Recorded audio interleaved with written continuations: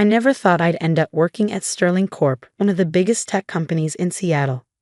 Growing up in a small town in Idaho, raised by a single mom who worked 2 jobs, corporate life seemed like a distant dream. But here I was, Sarah Collins, 26 years old, sitting at my desk on the 47th floor of Sterling Tower. Well, technically, it was a cubicle. A very small cubicle. Collins, where's the Johnson report? I flinched at the sharp voice of Diana Pierce, my immediate supervisor and personal tormentor for the past year. She stood at my cubicle entrance, designer heels tapping impatiently, perfect blonde hair swept into a severe bun. I sent it 10 minutes ago, Ms. Pierce. I replied, pulling up my sent emails. Should be in your inbox. Diana's perfectly penciled eyebrows drew together. I don't see it. Send it again. And fix those margins this time. They're atrocious. The margins were exactly as she'd specified in her last 3 memos about proper document formatting. But I knew better than to argue. Right away, Ms. Pierce. As she clicked away, I heard the whispers from nearby cubicles. Everyone knew Diana had it out for me, but no one knew why. Maybe it was my Target clearance rack clothes among their designer suits. Maybe it was my state school degree among their Ivy League credentials. Or maybe some people just needed someone to look down on to feel better about themselves. Don't let her get to you, whispered Maria from the next cubicle. She was one of the few friends I'd made here, a fellow outsider in a corporate jungle. She's just mad because Roberts praised your presentation in the morning meeting. I managed a small smile, but my hands were shaking as I resent the report. One wrong move, one tiny mistake, and Diana would have the excuse she needed to fire me. I couldn't lose this job. Not with Mom's medical bills piling up back home. The next few hours passed in a blur of spreadsheets and passive-aggressive emails from Diana. By 6 p.m., the office was nearly empty, but I was still at my desk, triple-checking a presentation for tomorrow's client meeting. Still here, Collins? No plans for Friday night? Diana's mocking voice made me jump. She stood there with her designer bag, clearly headed out. Just finishing up the Wilson presentation, I replied, trying to keep my voice steady. She examined her manicure. Don't forget about tomorrow's office party. Attendance is mandatory. Try to wear something appropriate this time. My cheeks burned remembering last month's team lunch where she loudly commented on my discount store fashion sense in front of everyone. After she left, I slumped in my chair, fighting back tears.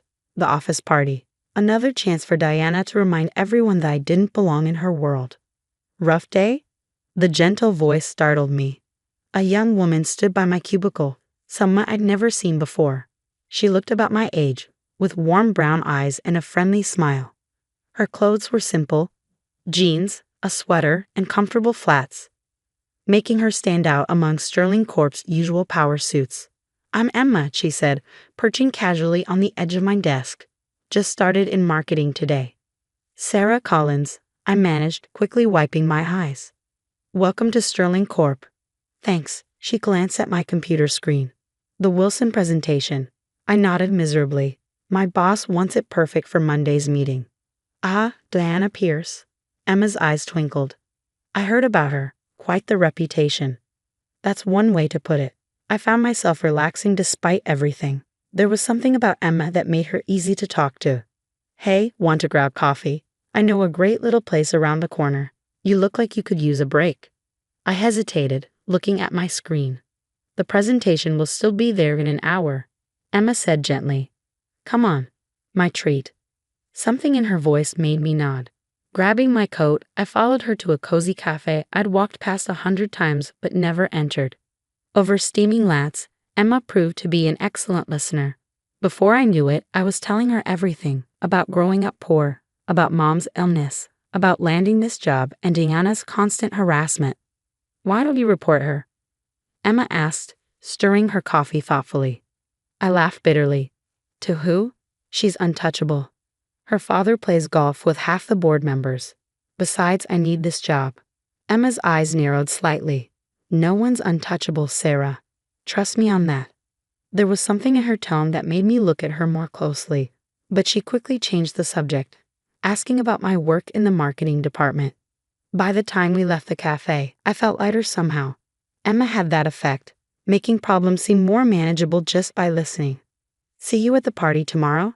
she asked as we parted ways. I grimaced. "Unfortunately, have to find something appropriate to wear first." Emma's smile turned mysterious. "Don't worry about that. Just be yourself. Sometimes things have a way of working out." I should have known then that Emma wasn't just another new employee. Should have noticed how the security guard straightened up when she passed, how she navigated the building with the confidence of someone who'd known it for years. But I didn't. I was too preoccupied with surviving another day in Diana's world. The next evening, I stood in front of my apartment mirror, trying to make my only nice dress look more expensive than it was. The office party was being held at the Vista, one of Seattle's most exclusive rooftop restaurants. Another chance for Diana to remind me I didn't belong. My phone buzzed with a text from Emma. "Don't be nervous. Tonight's going to be interesting." I didn't know then just how right she was. Didn't know that in a few hours everything would change. That Diana Pierce was about to learn a very expensive lesson about judging people. The Vista's rooftop restaurant took my breath away. Floor-to-ceiling windows offered stunning views of Seattle's skyline. Crystal chandeliers sparkled overhead, and champagne flowed freely among the well-dressed crowd. I felt painfully out of place in my simple black dress from last year's clearance rack. Well, Diana's voice dripped with disdain. "You actually showed up, Collins, and in the same dress you wore to last year's holiday party. How economical of you." She stood with a group of senior managers, all of them smirking at her comment. Her own dress probably cost more than 3 months of my salary. "Thank you for noticing, Ms. Pierce," I managed, gripping my water glass tightly. I couldn't afford to lose my temper. "Not here, not now." "You know," Diana continued loudly, clearly enjoying her audience, "some people just don't understand corporate culture. They think they can walk in from their little small-town lives and fit in at a company like Sterling Corp." She looked me up and down meaningfully. "But class and sophistication can't be bought at Target, can they?" Laughter rippled through her group. My face burned with humiliation. "I should go check on the Wilson presentation," I mumbled, turning to leave. "Oh yes, run back to your little cubicle," Diana called after me. "That's where poor people like you belong. Not here among actual professionals." I was nearly at the elevator when a familiar voice stopped me. "Leaving so soon?" Emma stood there, but not in the casual clothes I'd seen her in yesterday. Tonight she wore a stunning red designer dress that made my simple black one look like a dish rag. Yet somehow, her warm smile was exactly the same. "I don't belong here," I whispered, fighting back tears. "Actually," Emma's eyes sparkled with mischief, "you belong here more than most. Come with me." Before I could protest, she linked her arm through mine and led me back into the party. Diana was still holding court near the windows, regaling her audience with what I assumed were more jokes at my expense. "Miss Pierce," Emma called out clearly. The room suddenly went quiet. Diana turned, her practiced smile freezing when she saw Emma. "I'm sorry you are." "Emma Sterling," my new friend replied calmly, "though you probably know me better as Robert Sterling's daughter. You know, your CEO." The champagne glass in Diana's hand slipped and shattered on the floor. Nobody moved to clean it up. They were all too busy staring at Emma in shock. I was staring too. Emma Sterling, the Emma Sterling. Heir to Sterling Corp and notorious for working incognito in different departments to learn the business from the ground up. Miss Sterling. Diana's face had gone from smug to sickly pale in seconds. "I had no idea you were. We weren't expecting." Clearly, Emma's voice was arctic. "I've spent the past month observing various departments, Ms. Pierce, getting to know our employees, their strengths, their challenges." Her eyes hardened. "Their bullies." The silence in the room was deafening. "I've seen how you treat people you consider beneath you," Emma continued, "particularly Sarah Collins, one of our most promising young marketing analysts. Did you know her campaign proposals have increased our social media engagement by 47% this quarter?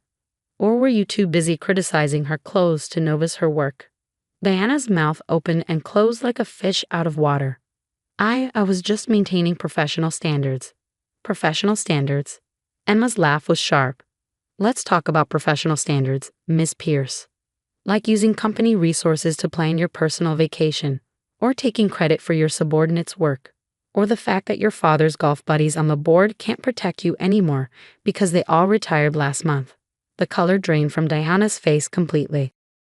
Your services at Sterling Corp are no longer required, Emma stated flatly. Security will escort you to clear out your desk. Your replacement starts Monday.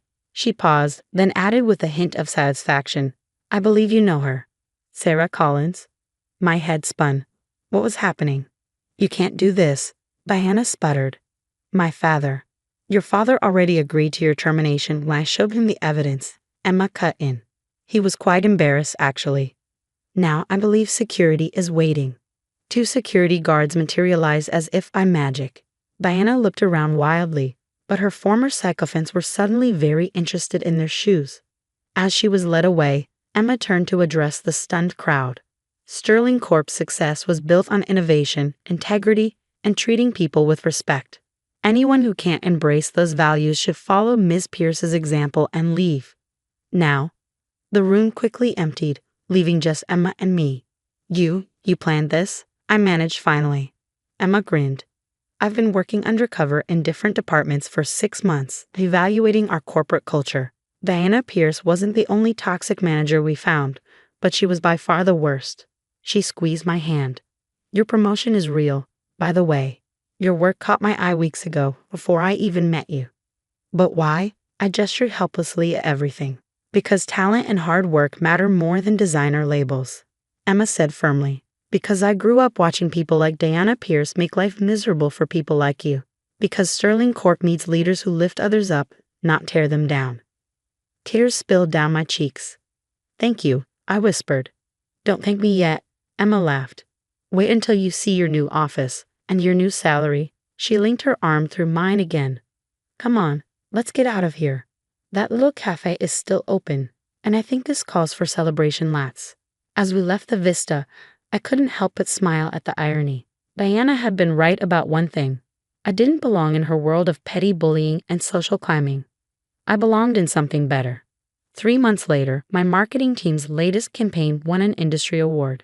I accepted it wearing a Target dress, standing next to Emma in her designer gown. We both smiled for the cameras, ignoring the whispers about my inappropriate attire. Because we knew something the whispers didn't. Success isn't about where your clothes come from or who your parents know. It's about what you bring to the table. As for Diana, last I heard, she was working at a small firm in Tacoma. Apparently, her father's golf connections weren't as useful as they used to be. Emma and I still meet at that little cafe every week, planning Sterling Corp's future over lattes. She's still the same person who sat on my desk that Friday evening, kind, genuine, and completely unimpressed by designer labels. And me? I still shop at Target, but now I do it from my corner office on the 50th floor. Sometimes life has a way of putting bullies in their place. Sometimes all it takes is one person willing to stand up and say enough. And sometimes, just sometimes, the person you think is just a friendly new colleague turns out to be exactly who you needed in your corner all along.